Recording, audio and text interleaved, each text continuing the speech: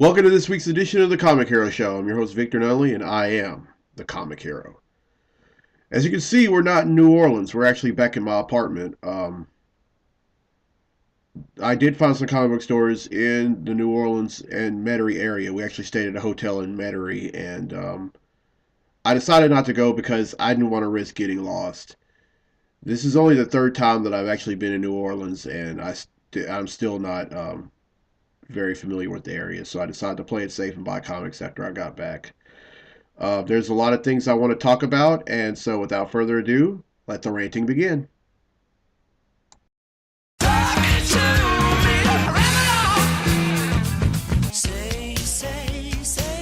What you talking about, Willis?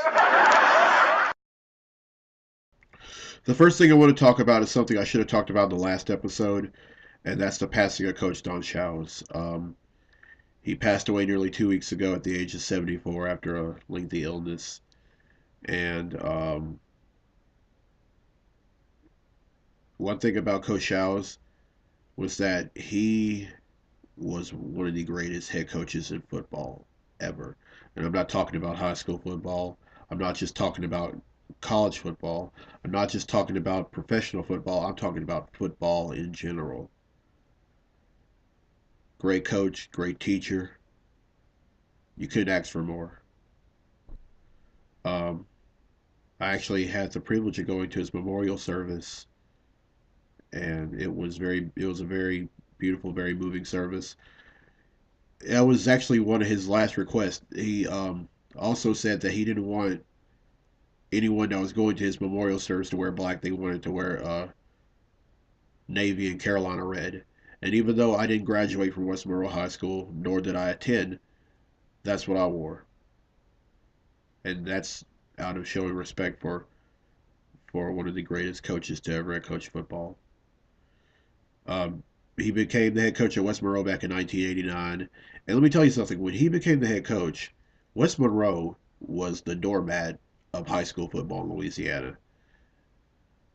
But he changed all that, and it became a perennial powerhouse.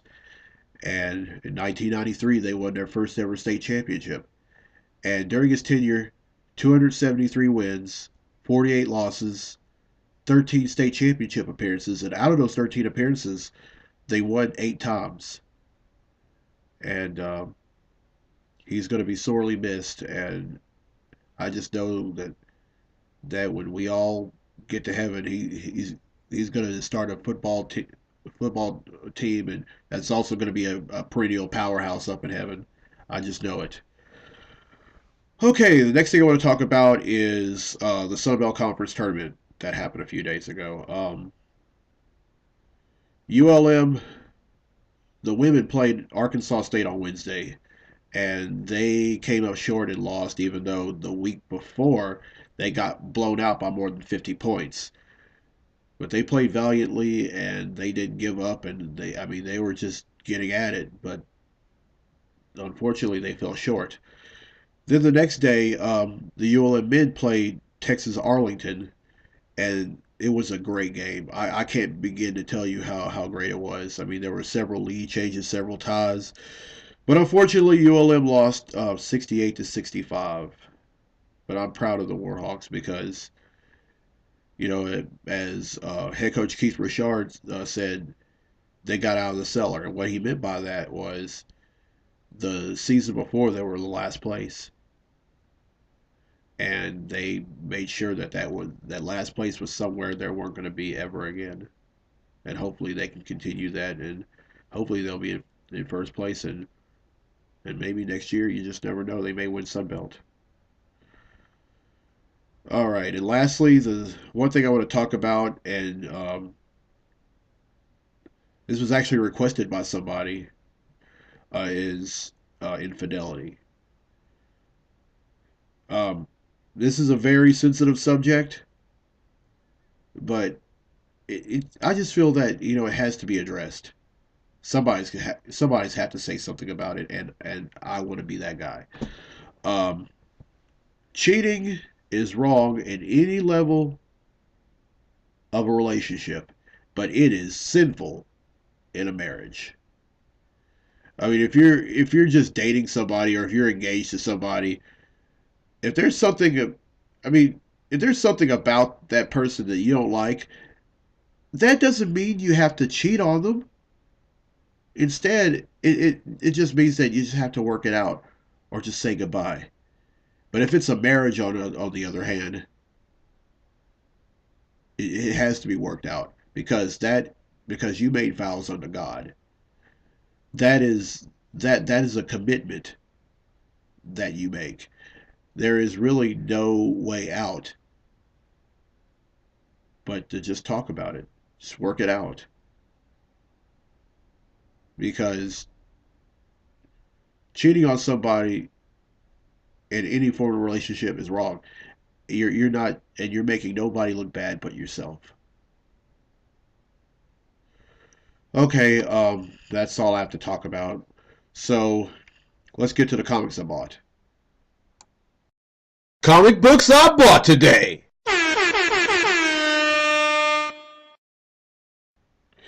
First is Secret Avengers #1. This is the third volume of the Secret Avengers series. Um, this this is the Avengers team that's mainly overseen by Shield. And as you can look, this is Nick Fury, but this isn't the Nick Fury that you think this is. This isn't the Nick Fury from the Ultimate line of comics to all my viewers who read the Ultimate Marvel books. No, this is not that same Nick Fury. This is actually the original Nick Fury's son, and who also bears his name. Yes, Nick Fury has a interracial son. And the one thing about this team that itself apart from the other Avengers teams is that once a mission is completed, everyone with the exception of Nick Fury and Agent Coulson are mind wiped and have no memory of even doing this, of doing the mission. So that's Shield for you. You do a mission and you're not an agent, you get mind wiped. All right, up next is Avengers World #1. This is a series that spirals out of Infinity, a miniseries that started coming out last year. And though the Avengers have found out that the planet that they declared Avengers World is in trouble, and some of them go back and try to stop whatever is happening. It's a great book. It mainly stars all the Avengers that were in the flagship Avengers series, and I can't wait to read it. Up next is Green Lantern #27. As you can tell, there's a shapeshifter that wants to take the form of Hal, take the identity of Hal Jordan and try to sabotage the Green Lantern Corps. I mean, like it hasn't gone through enough. This had to happen. I can't wait to read this. I love the job that's being done on this book and by Van Jensen, and it's gonna. And I tell you, it just ceases to amaze me. All right, up next is Superman #23.4. This is one of the books that originally came out in October. As some of you may know, I'm still trying to. There are still books that I haven't bought that came out as late as October of last year, and this was during Villains Month in the month of October last year, and it pretty much tells the origin of some of the villains in the DC universe. And this one talks about Parasite and how he came to be. And let me tell you, I didn't read, I haven't read this yet, but I leafed through the pages and I could truly say that this Parasite, the origin is a little different from the origin of the Parasite in the original DC universe. And the only reason I bought this was because there's two issues of Superman in which he goes up against the Parasite. So I want to learn more about the origin before I start reading it. All right, up next is Green Lantern Corps #29. I've just read numbers 27 and 28, and at 28 there's this there's this person that there's this alien race who wants to destroy the Green Lantern Corps. They pretty much want to start. They pretty much want to finish what the Guardians of the universe started when they tried to destroy the Green Lantern Corps, and it and it happens here. Up next are two issues of the Superior Spider-Man. This one is number 27, and this was number 28, and this is number 28. Pretty much continues the story arc of Goblin Nation. First off, let me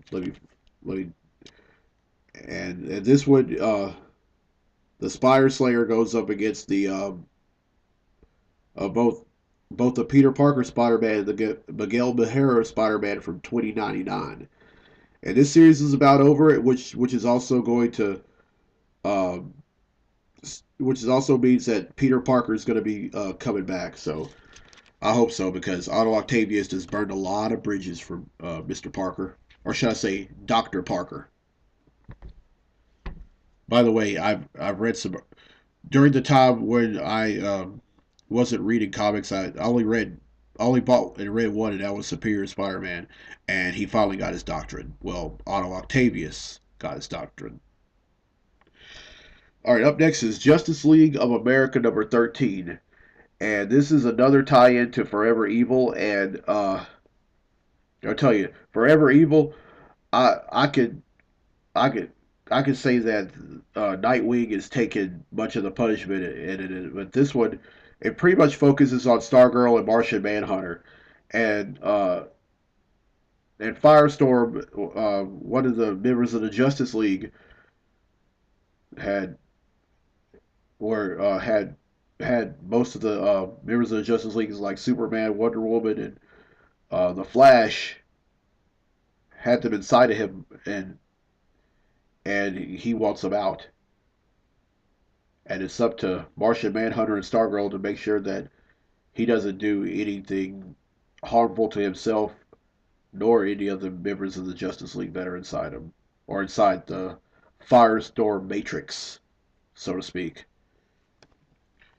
All right, up next is Wolverine the X-Men number 1. This is the second volume of the Wolverine the X-Men series, and this one, just when it seemed that the Shield was trying to get them to close down the G Gray School of Higher Learning, Wolverine reopens it. It's going to be, and I think it's going to be new adventures in this one. There's going to be a new writer. Jason Aaron wrote the previous um, series, our previous volume, and this one is actually written by Jason Latour with art by Mahmoud Asrar, who used to be the penciler on Supergirl. All right, up next are Justice League number 28 and Justice League number 29. And in Justice League number, I mean 27 and 28, excuse me. And in 27, it's pretty much it's a double, it's a mega sized issue that is going to be written and drawn by a whole bunch of writers and artists. And I think the reason why they're coming out with number 27 is because um, well, I don't really know why they're coming out with number 27, to be honest. But number 28, it's it's kind of an Elseworlds take on Batman. It's called Gothtopia, and it pretty much tells like a a different. It has a different take on Batman. Not only does he fight crime in the night, he also fights crime in the day, which, you know, the Batman we know doesn't. No, any version of him has never done that. But in this one, we get to see that for the first time.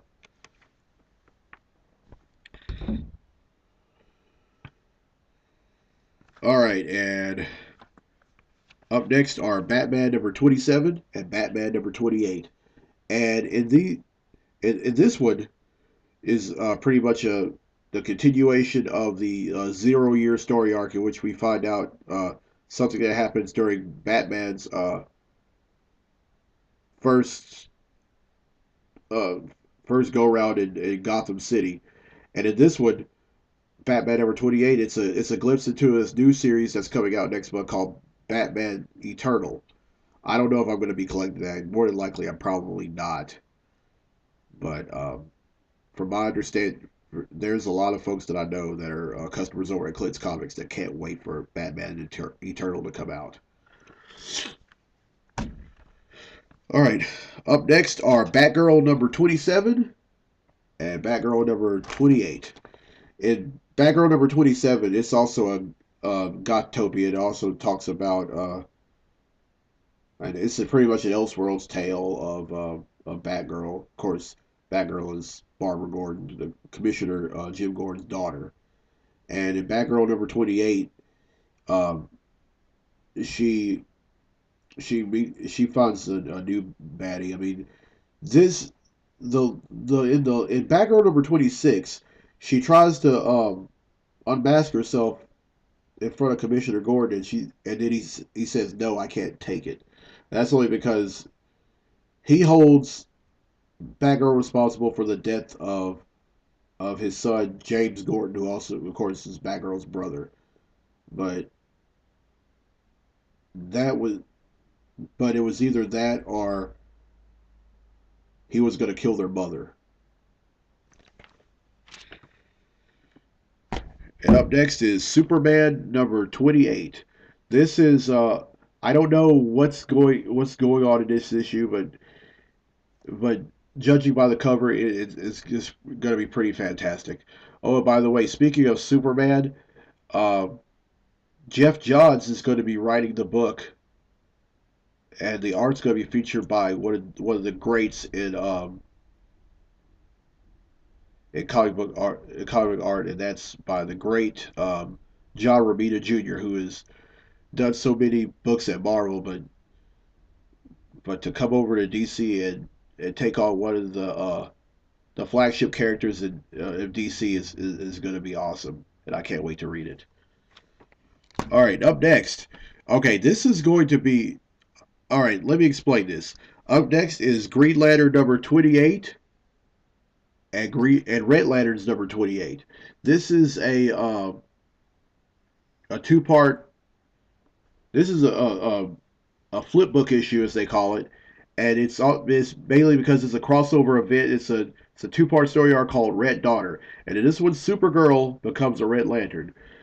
Now, let me explain what a Red Lantern is to all of you who don't know. A Red Lantern wields power rings, and the reason why they're red is because they have so much anger and so much rage in them.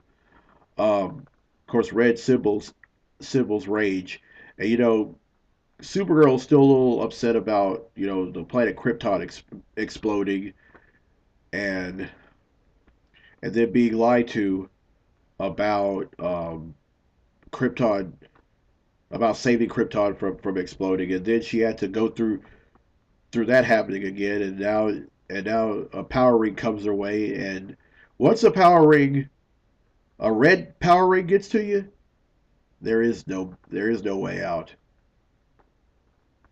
You just have to take the ring, and that's what happens with Supergirl. And this is going on when Hal Jordan is leading a group of Green Lanterns to retrieve Guy Gardner, who went in undercover to become a Red Lantern. But there's only one problem: the Blue Lantern Corps are no more, thanks to what happened in a earlier story arc, thanks to this guy named Relic. Okay, that's all the comics I have today, which brings the total to 6,106 comics.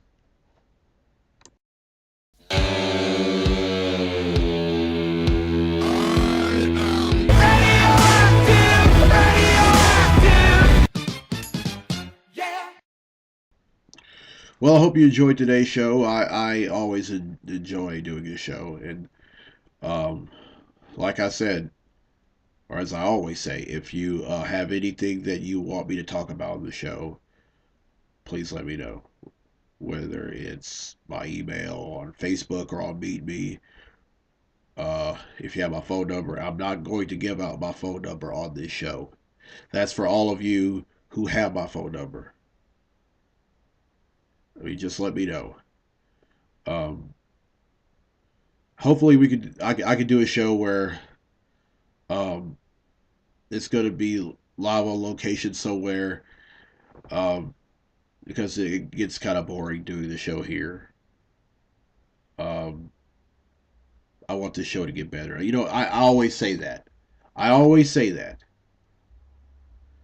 Um, if need be, we could have the show over here, and I could invite some folks. We could and to co-host along with me. I mean, I'm just excited about the show. I've been excited about this show since day one. I mean, I had to step away from it for about 2.5 months, but I just love doing this show. Um, as you can see, I'm not wearing a comic hero shirt like I normally do. I am wearing a comic hero cap that I made for myself. Of course, by the time most of you are watching this, it's St. Patrick's Day. Like right now, it's 11:33 in the evening on the Sunday before St. Patrick's Day or St. Patrick's Eve rather. Um, and I'm going to be wearing the same thing to class tomorrow. And so just be sure to wear your green. I don't want anybody to get pinched. Pinching hurts. All right. And I know that this is a very inconvenient day or a very day that's kind of out of character for or a day that's kind of out of character for me. Um, I'll promise to do better from now on. It's just that I would have done the show last week or a few days earlier, but I just didn't want to. But if I would have done the show then, um, I would have done it then if I would have found a comic book store. I mean, actually, I did, but the only problem was I didn't want to get lost either going over there or coming back to the hotel that we stayed at. Besides, I'm not a guy that's willing to go to climb mountains or row through rivers or chop down a whole forest of trees just to get to a comic book store. That's not my way. If I can buy some, I'll do it. If I can't, I won't. All right, everybody. Happy St. Patrick's Day, everybody. I'm Victor Dudley. I'm the comic hero. We'll see you next time. Till then, be safe, be blessed, be a hero.